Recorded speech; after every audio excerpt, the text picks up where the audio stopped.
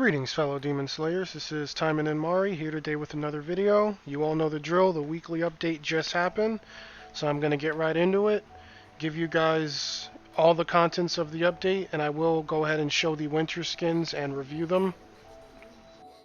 Before going into that, I just want to remind you guys that the Discord server is now up, and the link will be in the description, so anyone interested, please go ahead and join. With that, let's get right into it. First, we're going to look at the Shadow Unchained pack. This will be a $31.99 bundle. It will come with this skin for Sakura, as well as the Ninja Dagger Kibo and the Ninja Dagger Sakuretsu. So, I'd say this is worth it. It's a limited skin, just like the White Almighty package was. So no reason to not get it, and then you get your hands on the ultra rare weapon as well as the super rare that are in the gacha for this, as well as 100 gems. So overall, it's a really good value. I cannot get this outfit at this time, but I will be posting links in the description to the screenshots of each skin color, so you can see the different variants of this outfit. So moving on from there, we're going to go ahead, get over to the gacha screen. And as you can see here, we have a Shadow Unchained gacha. It is labeled limited time. These weapons will not end up in the pull for the regular items, so keep that in mind. If you are interested in pulling here, make sure to do so while it is available. It does last until the 23rd of November. So we're just going to simply look at the items available. You will be able to receive the Umbra Igawa Sakura Supporter. The S level ability is called Playful Punisher. Increases damage dealt to snared enemies by 15%. And the active ability is called Shadow Art Dual Dervish. Conjures shadow thorns that snare all enemies for 5 seconds. Gains more particles from normal attacks for the duration. So essentially, she buffs snares like Saikafuma, and then her ability allows her to proc her passive, which is nice, on top of Sakura being the only character right now with a snare in her kit. If you run that dodge, this will be able to definitely give her a nice damage buff while doing snares. So, not a bad supporter. I could definitely see it like being a little silly in PvP. If she does proc her snare, or you run this supporter as a main, you may be able to get off some pretty decent damage with this. And the fact that it is a blue supporter ties in nicely with the fact that her better build, the spin build, is also pure blue. So overall, I'd say this is a pretty good supporter. Definitely not something to sleep on if you have the crystals to pull. Next, we will look at the Ninja Dagger Kibo. This ability is called the Umbral Spin. The Shadow Spin skill makes an additional spin attack. Each spin uses 14% of particles. Dodge to cancel. So this allows you now to cancel out of her spin, but she does use particles now to do her spin, and it does have an additional hit. I don't know how I feel about it taking particles, but I mean, if the damage is noticeably higher with the additional skill, it may be worth it. Like, I don't have the means to get this weapon right now, S level 1, let alone like at base, but you know, it just comes down to what people think of it. I don't know. I don't really have too much of an opinion on it, as I can't test it. I don't want to say yay or nay. I know some people are excited about pulling it, so we'll leave it at that. Like, it buffs her spin skill, which seems to be her main skill, so overall, that's a good thing. And then there is a super rare in the pull, so we're just going to look at that. The Ninja Dagger Sakuretsu. The ability is called Crescent Blade. Increases damage dealt to super armor by 30%. So I think this is a pretty decent ability. Like, it sucks it's on a super rare, because Sakura doesn't really plow through super armor crazy fast. So this weapon would just make it a little bit faster. I would love to have seen it tied to an ultra rare weapon with higher base stats, but either way, this would solve that problem for her. If you don't have anything better, you could use it as a sidearm. Kind of swap to it, pop super armor, and swap back. But otherwise, like, not super great. The other thing I want to look at while we're here is Susane.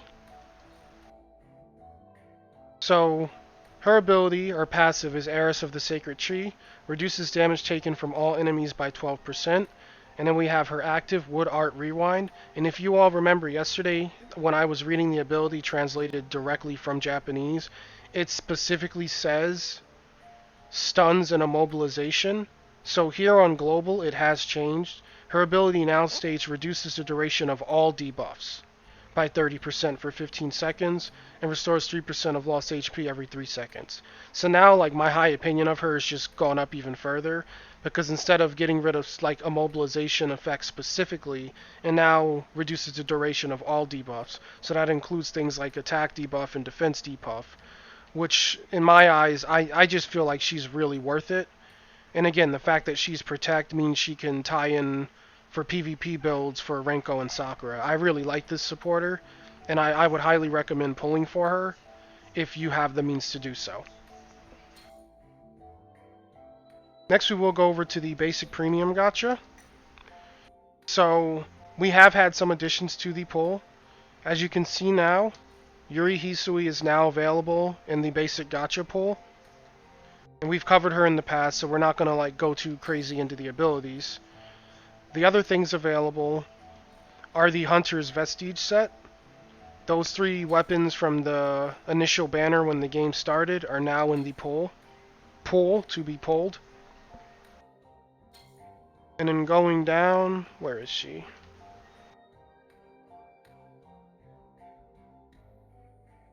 There she is. Okay, so we have Harusaki Arika as well. This was a super rare that was paired with Hisui in the gacha.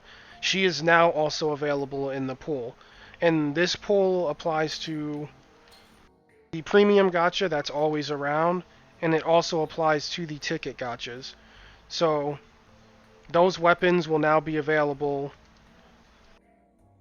as ultra rares in the ticket gacha. As you can see here, they're all listed. And if you scroll up, Hisui is now available for tickets as well. Let me just go to where the super rares are. And as you can see, Arika is now available as well. So now your tickets are able to get you all of the named supporters and weapons. I'm really happy about this because this shows me that all of these things that are being rushed will still be available later.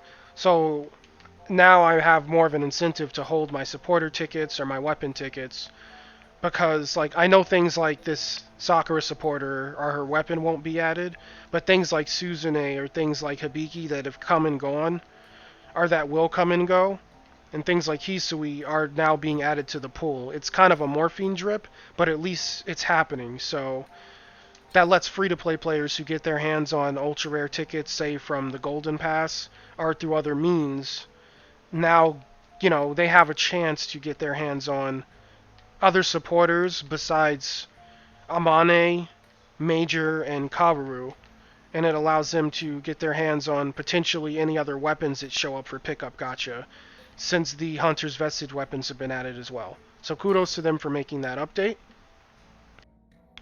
And that is everything I want to cover as far as the gacha. Next, we're going to do the usual. Go over here, look at the event screen. We have the Cursed Beauty and the Wheel of Fate. I will give this same advice as I always do when we get a new event because we do have a lot of new players coming in. Especially on the Discord, I see some new people declaring they are new to the game. So, when you're new, your goal, I'd say, is to try your best to be able to farm at least normal 5. Hard 5 does give the most, but it may not be manageable to do for everyone. But if you can like farm hard 5, obviously do that. But as a new player or as someone who maybe isn't super far into the game, normal 5 is a comfortable grind. It's definitely going to help you get the event done. And the same as always, we have a 10-box format with the ultra rare supporter being in every box that are like every odd numbered box. So you see box 1, she's there. Even numbers would be a rare gacha ticket. Up through box 9, where you would have her at S level 5. And the same advice stands unless you're like buying AP potions. I highly recommend just pulling in each box until you get the supporter are the rare ticket and moving on to the next box. So that way you kind of breeze through the event a lot faster than trying to get everything from every box. It saves you AP and AP potions and allows you to get back to doing your dailies sooner. So I know this is advice everyone's heard before, but this is more targeted at new players just so they have an idea of what to do for the event. Do make sure you prioritize the event because you do not want to be in a position come the end of the event in 2 weeks where you don't have her done, especially if she is something you wanted to finish. So even if it means skipping dailies, just try to get the event done. Now, since we have the event in front of us, we will go ahead and look at her. And she changes from Japan as well. If you remember yesterday when reading her passive, it states stuns and immobilization. Again, for global, this reduces the duration of all debuffs on you. So my opinion of her has risen, and it's the same thing for her active. Deals 375% damage to one enemy. That overall is kind of meh, but the increase in duration of all debuffs is just, again, like, so worth it. And that lasts for 25 seconds. So, as of yesterday, things like Groggy and Stun would have been what lasted longer, but now that it states all debuffs, the Rebellious Weapon would pair nicely with her because of the defense debuff. Any sort of CC would pair nicely with her. Like Sakura's Shuriken in PvP because it reduces enemy attack with blue build would also pair nicely with her. Basically any debuff you can think of would pair nicely with her. So my opinion of her has definitely risen tenfold just because the small change in wording. Like 2 words has totally changed my opinion of Katajina, and I definitely see her having a niche use in PvP on a build that heavily uses debuffs. So I just wanted to get my opinion of her and Susana out there. That change in wording to all debuffs for global is huge in my opinion. And that'll do for the event. And of course, the thing everyone's been waiting for, we do have our winter skins added. We will go ahead and look at each one since I have the characters to show them off. So first we have Asagi. She has a nice little pea coat set up, cute little bow on the back. I love the pink default color. I also am a sucker for chicks in sweaters, especially with turtlenecks, so I love every skin just for that. And next we will swap it. Here you'll have a pink sweater with kind of a black and purple pea coat. Super adorable. For the last color, kind of a baby blue with a white sweater. So overall, a dope skin. I love it. Next, we will move on and look at Yukikaze. Okay. So she's on color 2 because I did buy this skin because this is my favorite one. Side ponytail, scarf, and pea coat with skirt, just sweater, just all of this. I love it. It's my favorite. I'll probably never take it off of her. So that's color 2. Next we will go to color 3 because that will be next. Kind of a baby blue jacket like Asagi with a black sweater. Kind of a navy blue, darker blue skirt with a pink line through it. And a nice brown plaid scarf.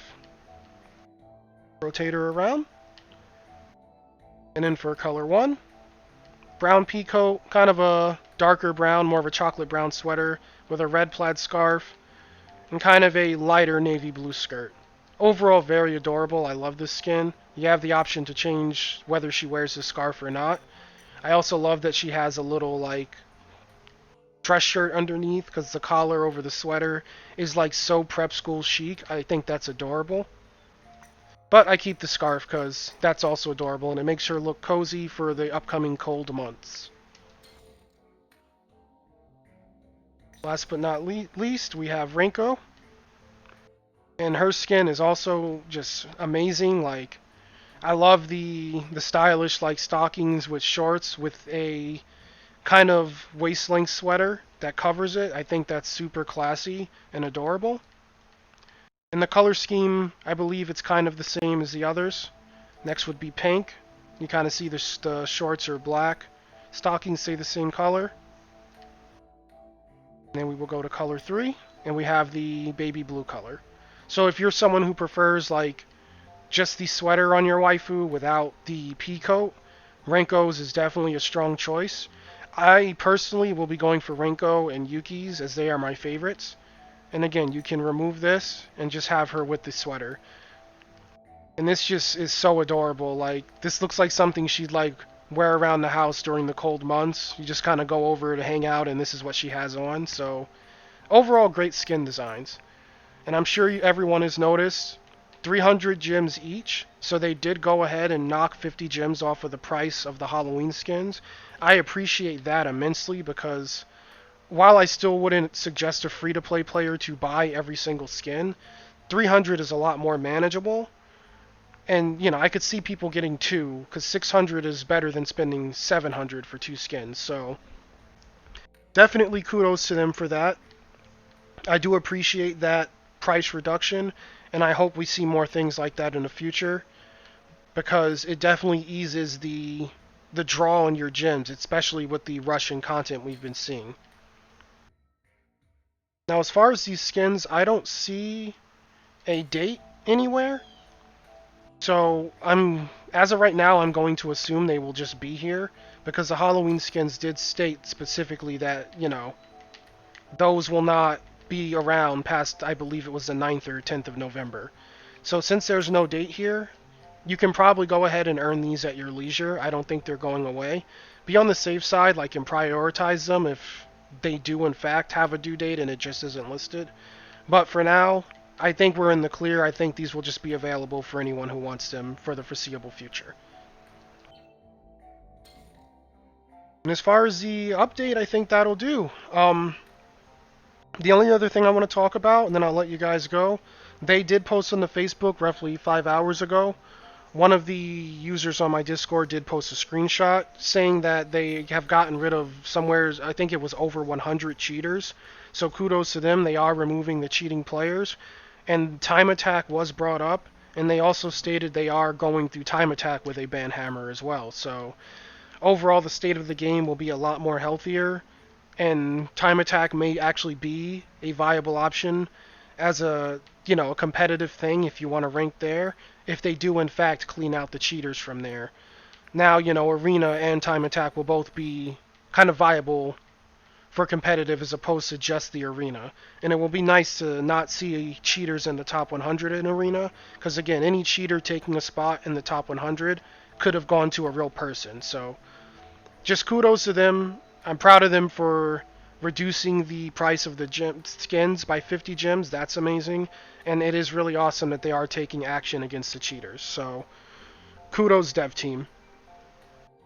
And with that, that will end the video.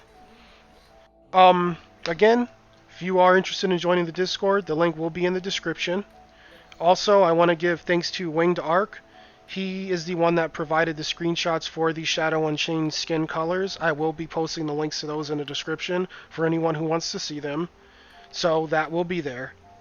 And with that, if you have found the video helpful, I do hope you like and subscribe, as it really does help out the channel. You guys go ahead. You have a great rest of your day. May you have good luck in your gacha and in the arena. I hope you are enjoying the update as much as I am, and you all take care.